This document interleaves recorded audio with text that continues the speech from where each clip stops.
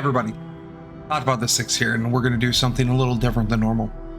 This is going to be a Let's Play one shot for DAGON by H.P. Lovecraft. This is going to be my first playthrough for the game, and this is going to be a YouTube only video. The goal for this is to both work on my descriptive abilities while playing a game, as well as to do something short form in the Let's Play category that will be more direct for YouTube itself. So buckle in and let's play DAGON. All right, got the new graphic. Hopefully the game loads. There it is. There it is. I have done some testing on the game before we got started. However, we're going to start from the very beginning. That way we can experience it all together. Okay, let's do it. DAGON is a faithful interactive adaptation of H.P. Lovecraft's work, focused on story and atmosphere. You will not find difficult choices, action sequences, or inventory management here, and movement is limited to progressing through locations along with the plot. This is an interactive story. This is not a walking simulator like some of the other games I've played that we've seen both on the Twitch channel as well as the YouTube channel. Unlike The Beast Inside or even The Shore, this is going to be more about the experience and the storytelling than it is about anything else. I am writing this under an appreciable mental strain, since by tonight I shall be no more. So we are playing as a character, and this is supposed to be really, really true to how H.P. Lovecraft wrote the story. During the game, you'll encounter interactive elements. Some of them will allow you to continue on your journey. Others reveal interesting facts about the original story, its historical background, and the author. Some of the trivia is hidden. In order to find these secrets, focus your eyes and look for the Elder Sign. All right. And at the end of my supply of the drug which alone makes life endurable, I can bear the torture no longer, and shall cast myself from this garret window into the squalid street below. Do not think from my slavery to morphine that I am a weakling or a degenerate.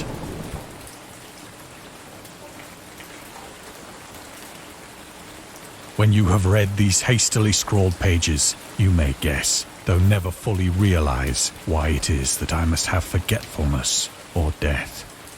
I do like that they have a voiceover actor reading the story. It fits really well, the somberness in his tone. So we do have something there. Ooh.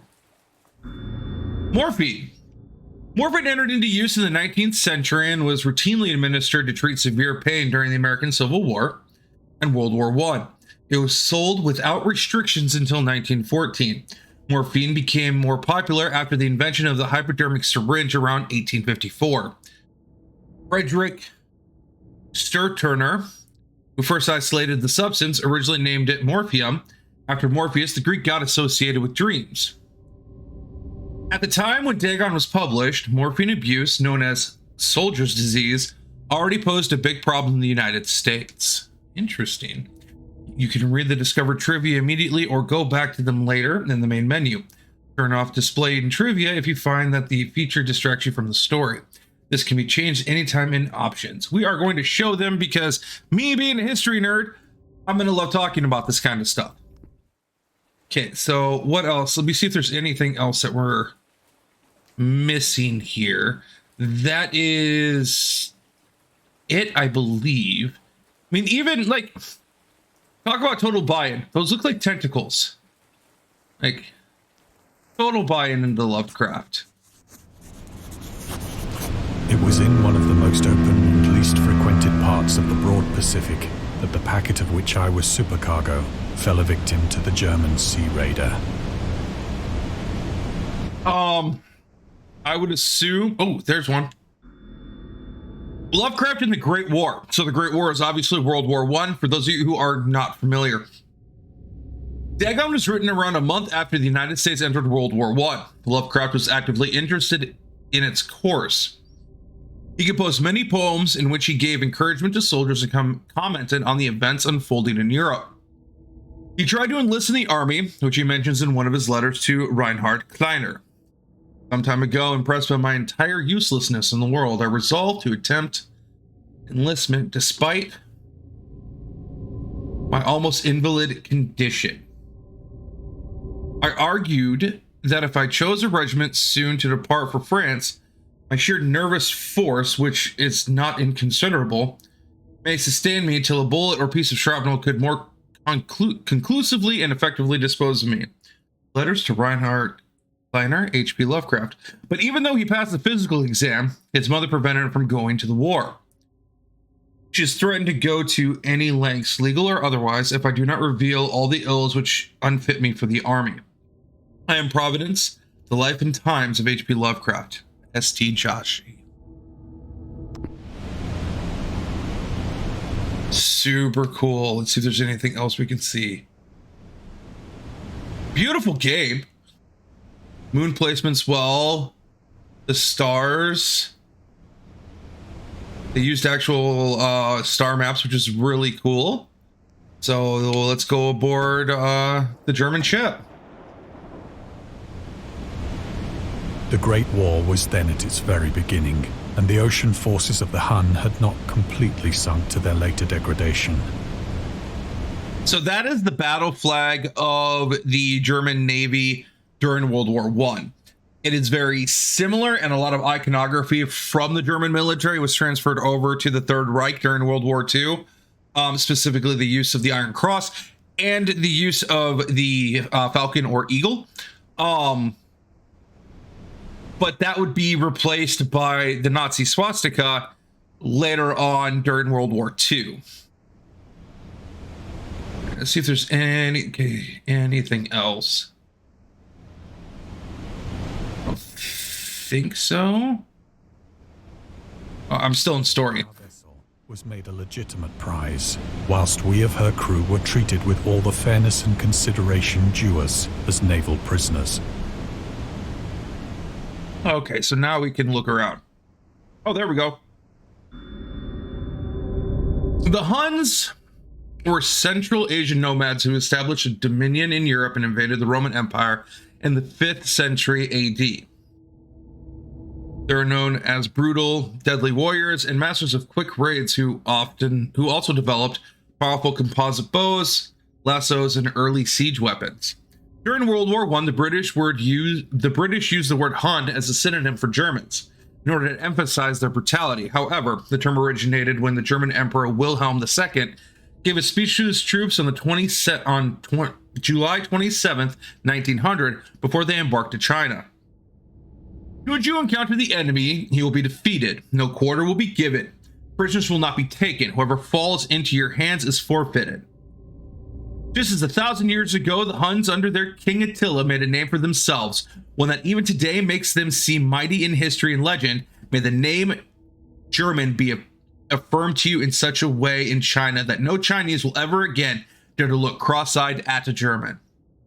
The refusal to take prisoners was a clear breach of the laws and customs of war adopted during the First Hague Convention of 1899. So here we have Kaiser Wilhelm II flat out stating the intention to commit war crimes as established in The Hague when the first articles of what would become standard operational procedures during war by not taking prisoners and mass slaughtering anyone before them. Now, it's unclear whether or not this also included women and children. It wouldn't surprise me if it did. Because total war, though the concept was initially conceived in World War I, had been around a lot longer as far as non-combatants go. All right, up to the boat we go. So liberal, indeed, was the discipline of our captors that 5 days after we were taken, I managed to escape alone in a small boat with water and provisions for a good length of time. Oh, they did really well with the way the water moves. That looks fantastic. And the horizon, so good. So there's the boat. But I want to see if there's anything. Because there's our provisions. We don't see anything else as far as trivia or anything, which is okay, I guess. So we're just going to go ahead and pick up our provisions and get in the boat. When I finally found myself adrift and free, I had but little idea of my surroundings. Never a competent navigator, I could only guess vaguely by the sun and stars that I was somewhat south of the equator. Of the longitude, I knew nothing, and no island or coastline was in sight.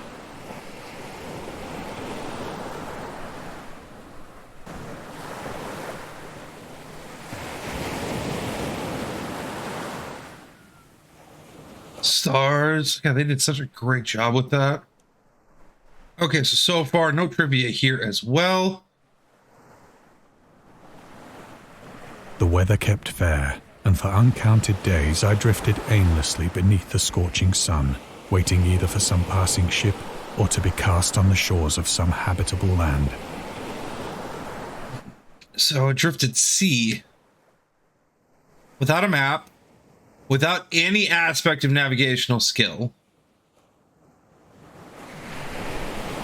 and with nothing in sight. That is brutal and will lead to madness, especially if you run out of supplies. No land appeared, and I began to despair in my solitude upon the heaving vastness of unbroken blue. The change happened whilst I slept.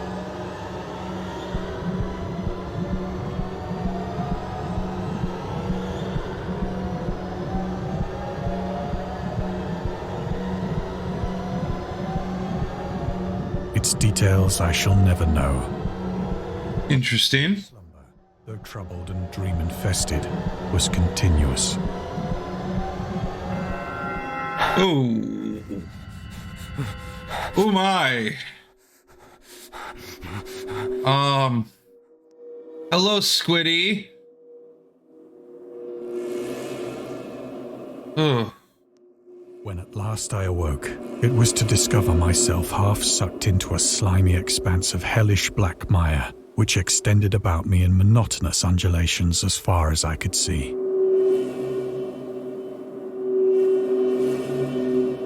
There's nothing. And in which my boat lay grounded some distance away. Yeah. Ugh. Though one might well imagine that my first sensation would be of wonder at so prodigious and unexpected a transformation of scenery, I was in reality more horrified than astonished. Okay. For there was in the air and in the rotting soil a sinister quality which chilled me to the very core. Disorienting. The region was putrid with the carcasses of decaying fish and of other less describable Yeah. things which I saw protruding from the nasty mud of the unending plain. That's not natural. Perhaps I should not hope to convey in mere words the unutterable hideousness that can dwell in absolute silence and barren immensity. There was nothing within hearing and nothing in sight save a vast reach of black slime. Yet the very completeness of the stillness and the homogeneity of the landscape oppressed me with a nauseating fear. The sun was blazing down from a sky which seemed to me almost black in its cloudless cruelty. Yeah. Reflecting the inky marsh beneath my feet.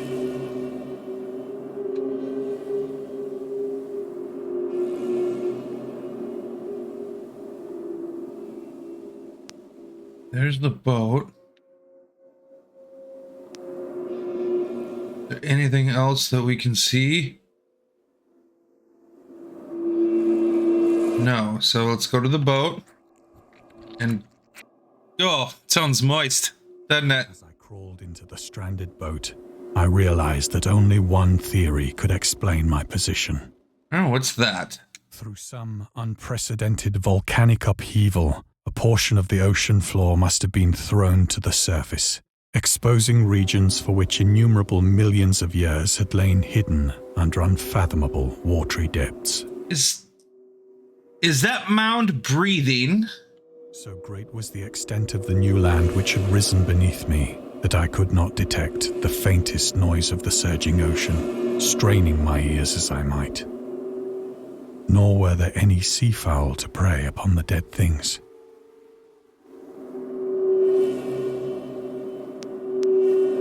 Fish.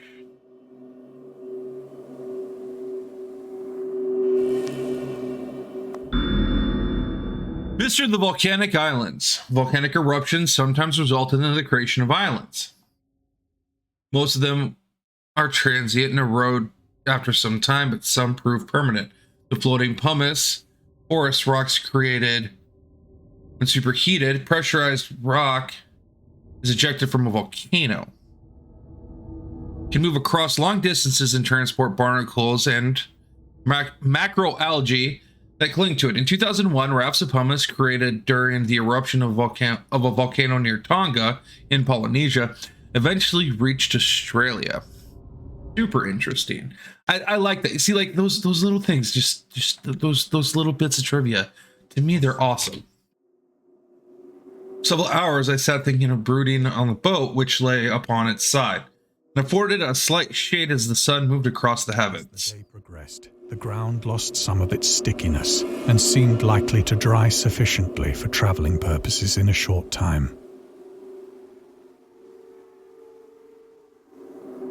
That night I slept but little, and the next day I made for myself a pack containing food and water, preparatory to an overland journey in search of the vanished sea and possible rescue.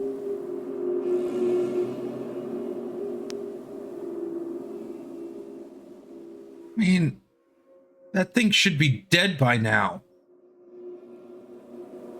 Really should be.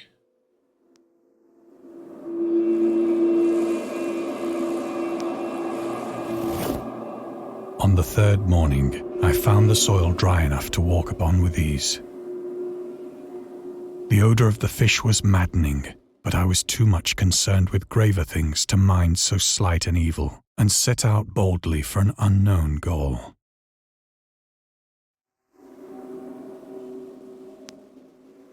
Let's look for other bits of trivia, maybe. Okay.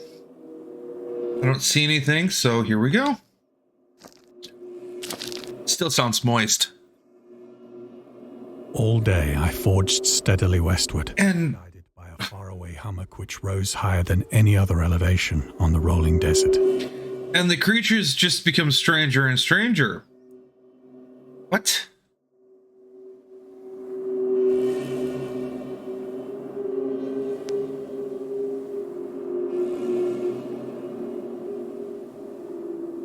Doesn't look like pumice, though.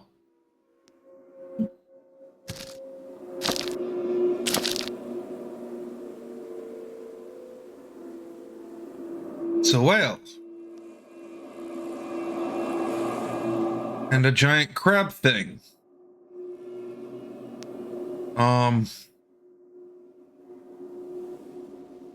Some of these things remind me of assets from, like, Dead Space. That night, I encamped, and on the following day, the- travelled toward the hummock, though that object seemed scarcely nearer than when I had first espied it.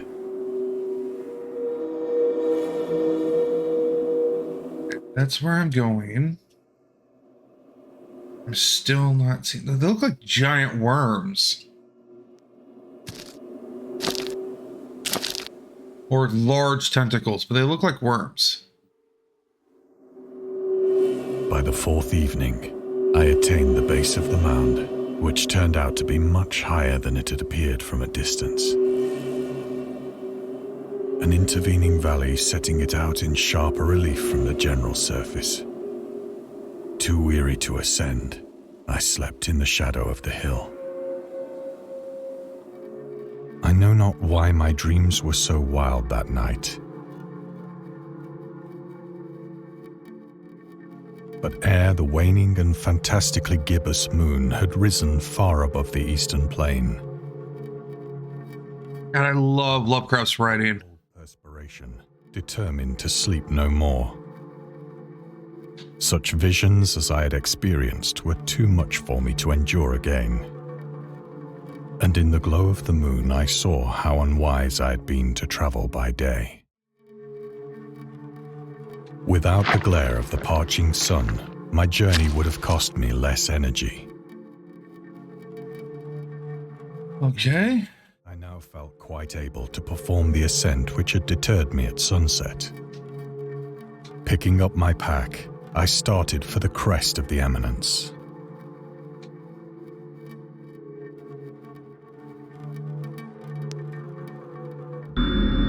The Loner.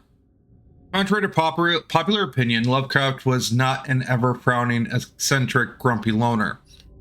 He considered himself to be a person who appreciated humor. Moreover, he would often meet with friends in his apartment or at various cafes in Brooklyn and Manhattan. At times, his social life was so intense that his work would suffer for months. There was a point when he finally decided he needed to put an end to daily meetings and loitering in the New York cafeterias and resorted to hiding at home and reading with the main room light turned off, pretending he wasn't there whenever a friend knocked on his door. He also had another method of deterring his guests, which often involved greeting them in a bathrobe, with an unmade bed visible in the background and piles of paper scattered across the floor. All right. I have said that the unbroken monotony of the rolling plain was a source of vague horror to me. But I think my horror was greater when I gained the summit of the mound and looked down the other side into an immeasurable pit or canyon, whose black recesses the moon had not yet soared high enough to illumine.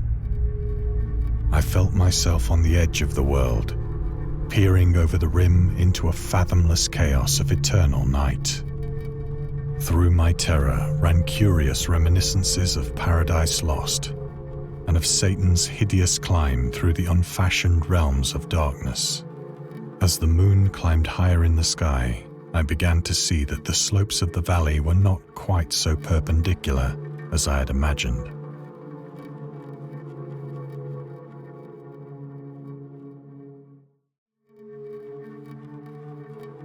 Interesting. A reference to Paradise Lost. A book about the I believe the fall of Satan. Ledges and outcroppings of rock afforded fairly easy footholds for a descent, whilst after a drop of only a few hundred feet, the declivity became very gradual.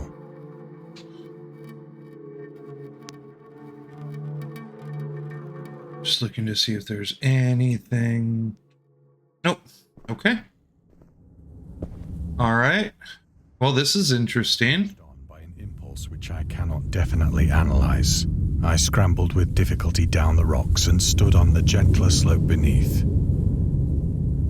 Okay. To the Stygian deeps, where no light had yet penetrated. God, Lovecraft's use of language has always been superb. All at once, my attention was captured by a vast and singular object on the opposite slope, which rose steeply about 100 yards ahead of me.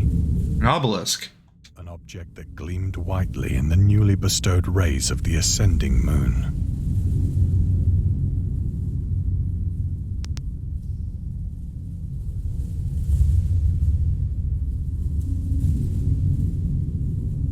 Made this area really dark, didn't they? Yes, it sets the mood.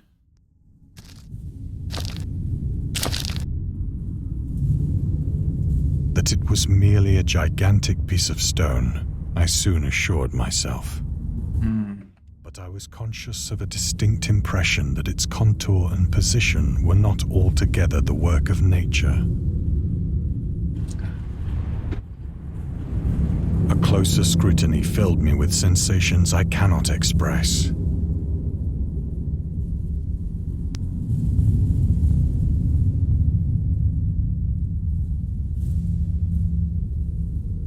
anything up in the sky? No. Anything on the ground surround me? No. For despite its enormous magnitude and its position in an abyss which had yawned at the bottom of the sea since the world was young, I perceived beyond a doubt that the strange object was a well-shaped monolith, whose massive bulk had known the workmanship and perhaps the worship of living and thinking creatures. 2001: A Space Odyssey, anyone? Frightened, yet not without a certain thrill of the scientist's or archaeologist's delight, I examined my surroundings more closely.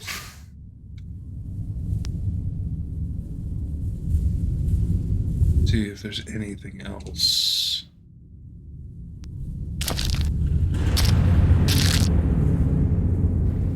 Alright.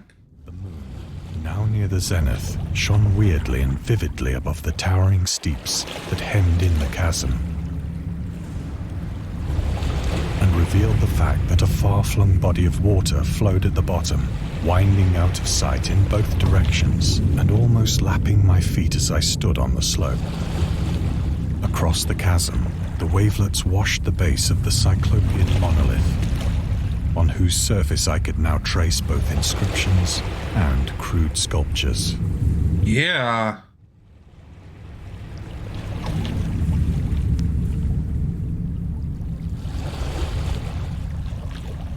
Interesting. Still nothing. Okay. The writing was in a system of hieroglyphics unknown to me and unlike anything I'd ever seen in books, consisting for the most part of conventionalized aquatic symbols such as fishes, eels, octopi, crustaceans, mollusks, whales, and the like. Yeah. Several characters obviously represented marine things which are unknown to the modern world, but whose decomposing forms I had observed on the ocean-risen plain. Okay. It was the pictorial carving, however, that did most to hold me spellbound.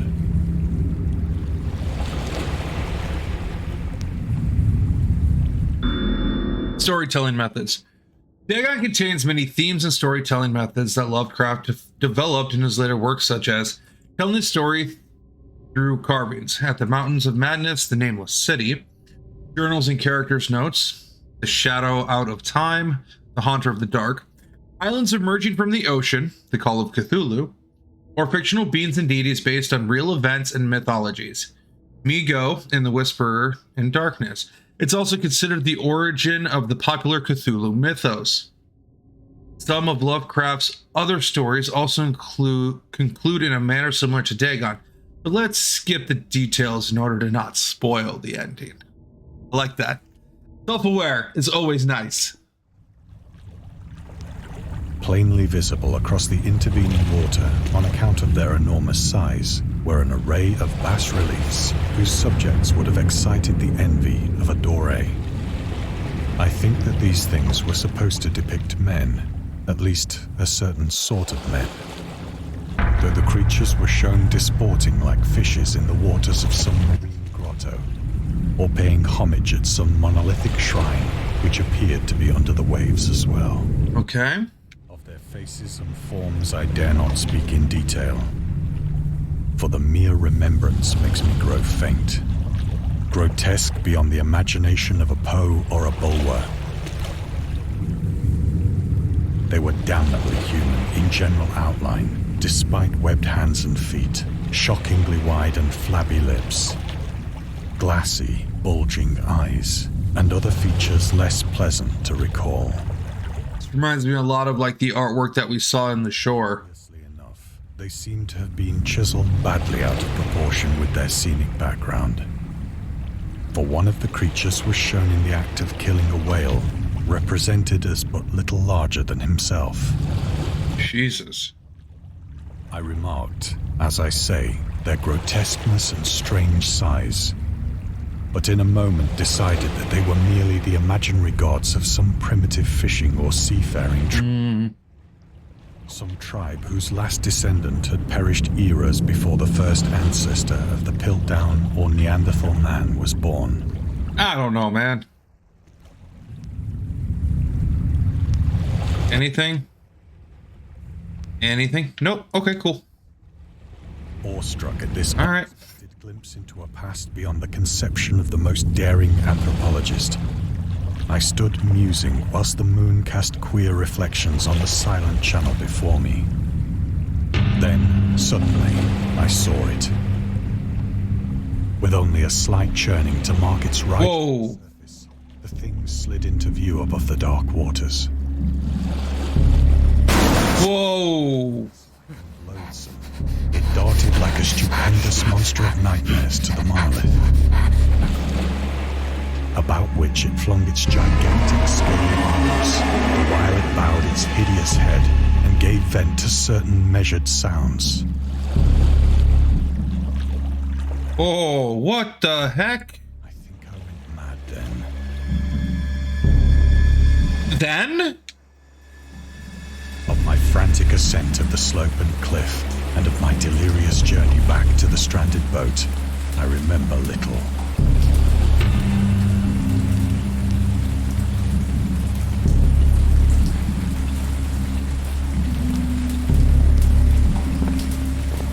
Okay. I believe I sang a great deal, and laughed oddly when I was unable to sing. Uh-huh.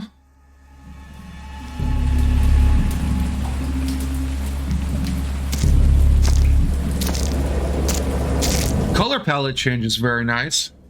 I have indistinct recollections of a great storm sometime after I reached the boat. At any rate, I know that I heard pearls of thunder and other tones which nature utters only in her wildest moods.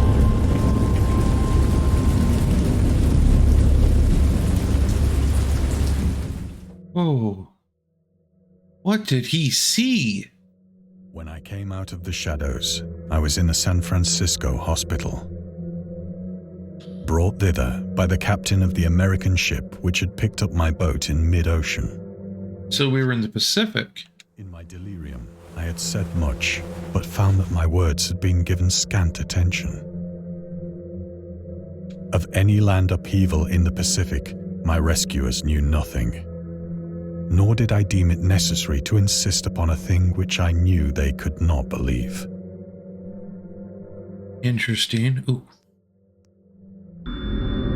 The journalist.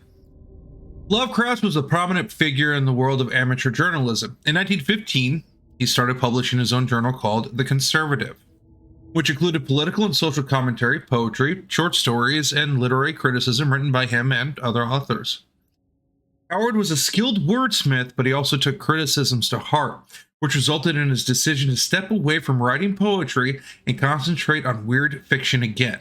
For the first time since his teenage years, Dagon, published in 1919, is one of the short stories written during that period. In this example excerpt from The Conservative, the master of horror fiction explains his attitude towards warfare and the idea of world peace.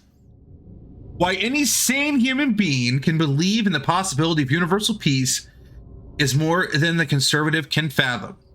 Should the entire civilized world agree simultaneously to disarm, one or more nations would undoubtedly retain secret armaments and at the proper time take advantage of their more altruistic and less astute contemporaries in a wild career of conquest against unarmed victims.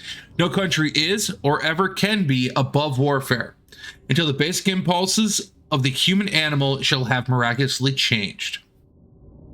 That's interesting because when this was written, obviously during the time of World War I and probably shortly after, it was the war to end all wars. The Great War was supposed to be the last war of humankind,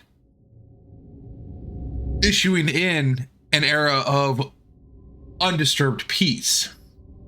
Now, if you know anything about history, obviously, humans are not a peaceful creature. We have been at war with each other probably since we took our first steps out of the muck. Anything else? We have one right there. The atheist. Lovecraft considered himself an atheist and absolute materialist. which he attributed partly to his early childhood interest in astronomy and science in general. In his own words, "I'm indeed an absolute materialist so far as actual belief goes, with not a shred of credence in any form of supernaturalism, religion, spiritualism, transcendentalism, metempsychosis, or immortality. All I say is that I think it is damned unlikely that anything like a central cosmic will, a spirit world, or an eternal survival of personality exist. They are the most preposterous and unjustified of all guesses which can be made about the universe, and I am not enough of a hair splitter to pretend that I don't regard them as errant and negligible moonshine.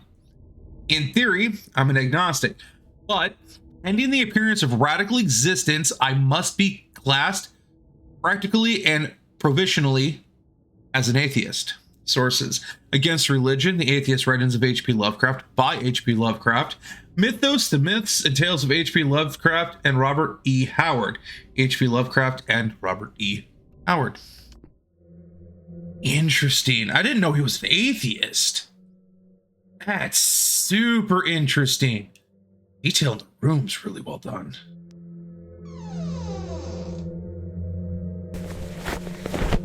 That's not weird at all. I sought out a celebrated ethnologist and amused him with peculiar questions regarding the ancient Philistine legend of Dagon, the fish god.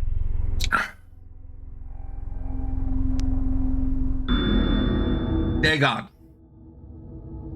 Dagon was the main deity of the Philistines, worshipped throughout the Middle East as the ancient god of fertility and crops. In Hebrew, the word Dagon was a common noun for grain. The rulers of Akkad, Mesopotamia, chose him as the patron saint of their war conquest. He also appeared as a judge in of the dead in an Assyrian poem and an underworld prison warder in one of the Babylonian texts. He is often mistakenly taken for a fish god due to the wrong interpretation of his name.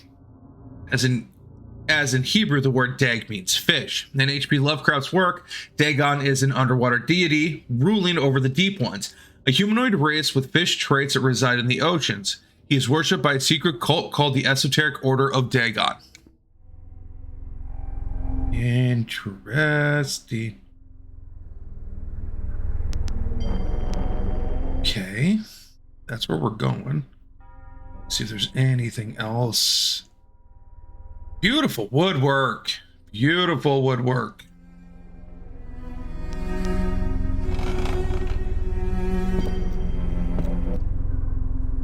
But soon perceiving that he was hopelessly conventional, I did not press my inquiries.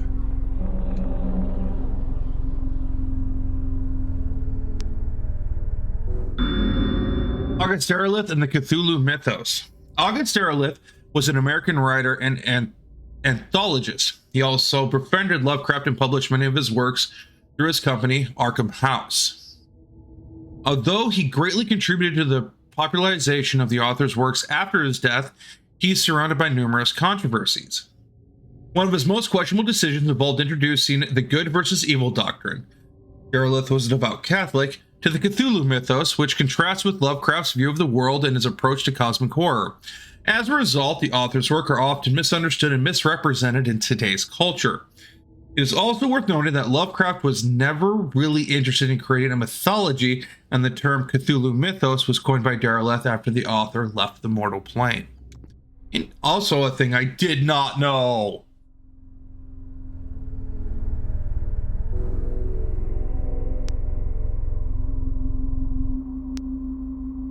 Love the fact that this game has trivia in it about the author and the time period. So cool.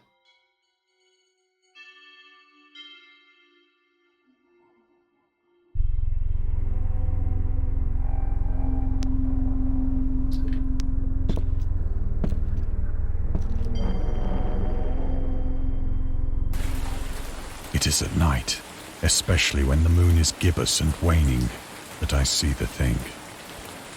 I tried morphine, but the drug has given only transient surcease and has drawn me into its clutches as a hopeless slave. So now I am to end it all having written a full account for the information or the contemptuous amusement of my fellow men.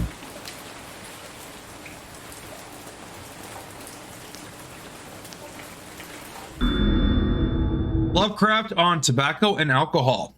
Lovecraft hated tobacco. Even though he used to smoke when he was 12 in order to look and feel like an adult, in his correspondence with friend Reinhard Kleiner, he claims that he quit as soon as he started wearing long pants. He also had a very strong opinion about alcohol, as evidenced in his letter to Zelia Brown dated the 13th of February, 1928. As for the matter of drinking, I have never tasted intoxicating liquor and never intend to, having a strong aesthetic disgust at anything which blunts or coarsens the delicate nature equipoise of the evolved human intellect and imagination. Drinking excited my personal repugnance, hence I don't drink. Let the herd do what they will. I'm rather in favor of prohibition, the prohibition of any one antisocial force as well as any other.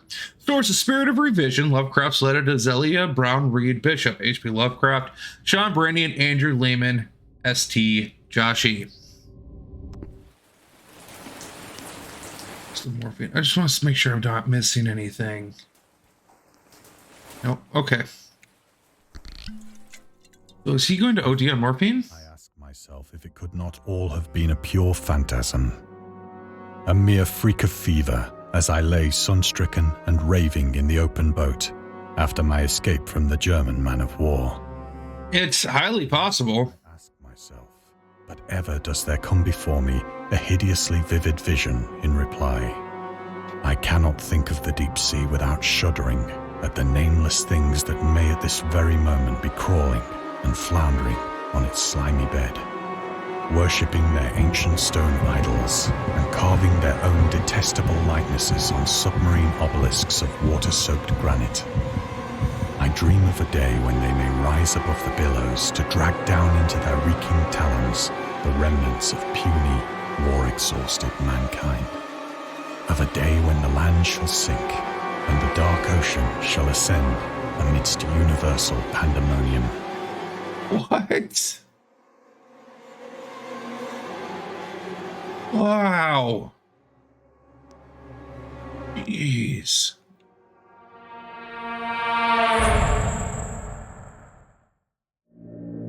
The end is near. I hear a noise at the door, as of some immense slippery body lumbering against it.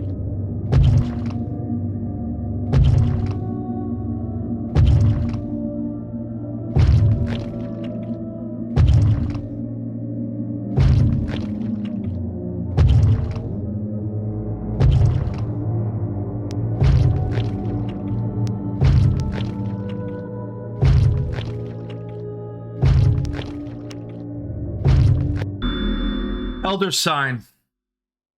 At another house where people were steering, he asked questions about the gods and whether they danced often upon Larian, but the farmer and his wife would only make the elder sign and tell him the way to Nir and Uthar, the dream quest of unknown Kadath, H.P. Lovecraft. Elder sign is a protective symbol that can be found in various works of pop culture, usually represented by a five-pointed star with an eye of flame symbol in its center. For example, in games inspired by H.P. Lovecraft's writing, it's supposed to ward away all kinds of cosmic horrors. However, this is a later version of the sign created by the author's friend, writer August Derleth. In our game, we have used the original symbol as designed by Lovecraft in the form of a six-pointed branch, which is sometimes included in letters to his friends. Very cool. It shall not find me. Too late? God, that hand!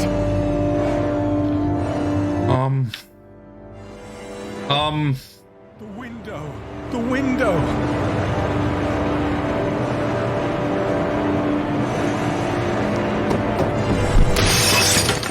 Ooh! Oh, that was a bit intense.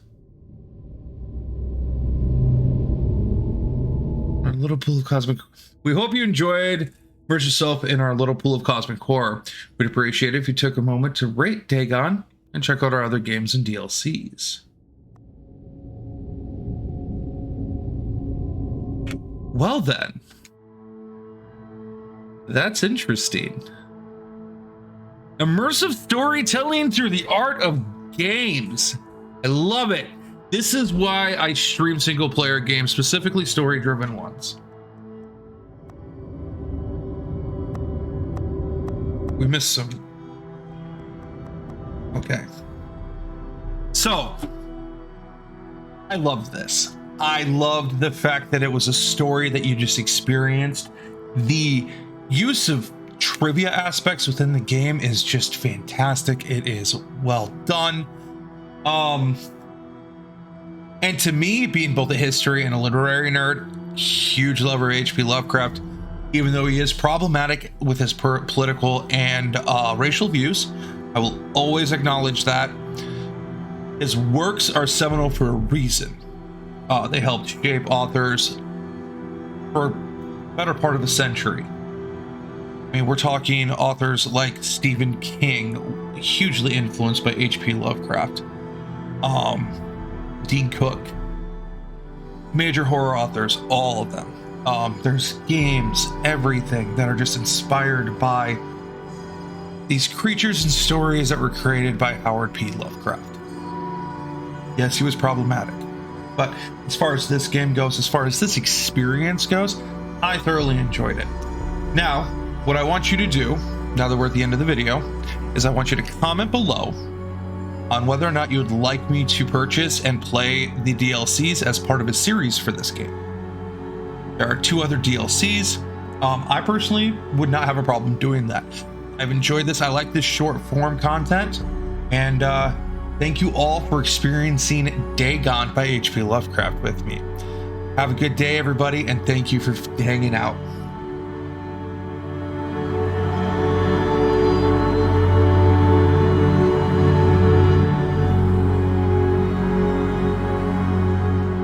Hey everybody, ToddFather6 here signing off.